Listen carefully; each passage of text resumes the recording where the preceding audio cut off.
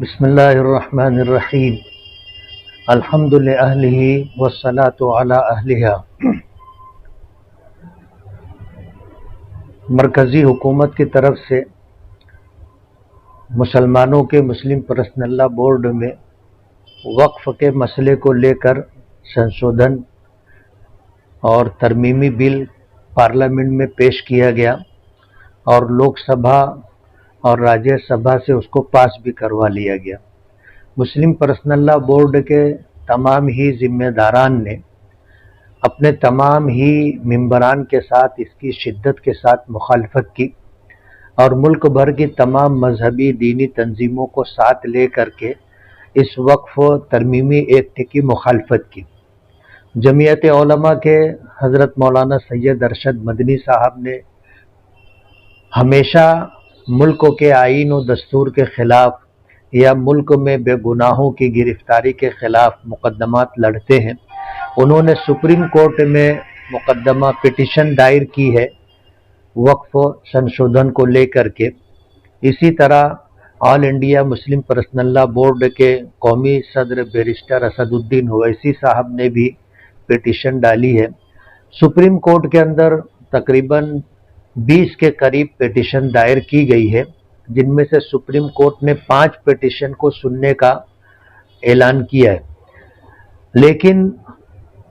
عوامی طور پر لوگوں میں بیداری آئے اور وقف کے مسائل کو لے کر کے لوگ سمجھیں۔ مسلم پرسنل لا بورڈ نے اس کے لیے الگ الگ پروگرام طے کیے۔ اسی پروگرام کی ایک کڑی کل بروز پیر 28 اپریل معہد ملت کے گراؤنڈ پر شہر کی خواتین کا ایک جلسہ احتجاجی جلسہ رکھا گیا ہے، جس میں مسلم پرسنل لا بورڈ کے صدر حضرت مولانا خالد سیف اللہ رحمانی صاحب،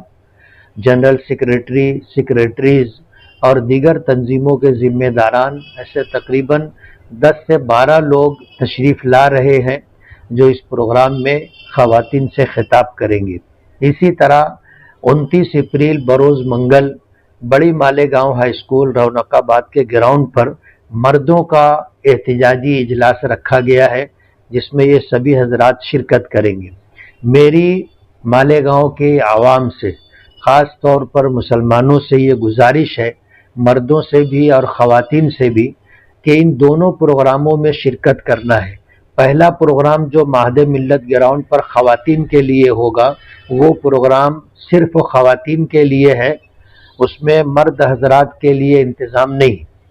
اسی طرح دوسرا جو پروگرام 29 اپریل کو بڑی مالیگاؤں ہائی اسکول کے گراؤنڈ پر ہوگا، وہ خالص مردوں کے لیے پروگرام ہوگا۔ تو شہر کی تمام تر خواتین اور مردوں سے میری یہ گزارش ہے کہ ان دونوں پروگراموں میں شرکت فرما کر اپنی دینی بیداری اور ملی بیداری کا ثبوت دے، اور مسلم پرسنل لا بورڈ کی طرف سے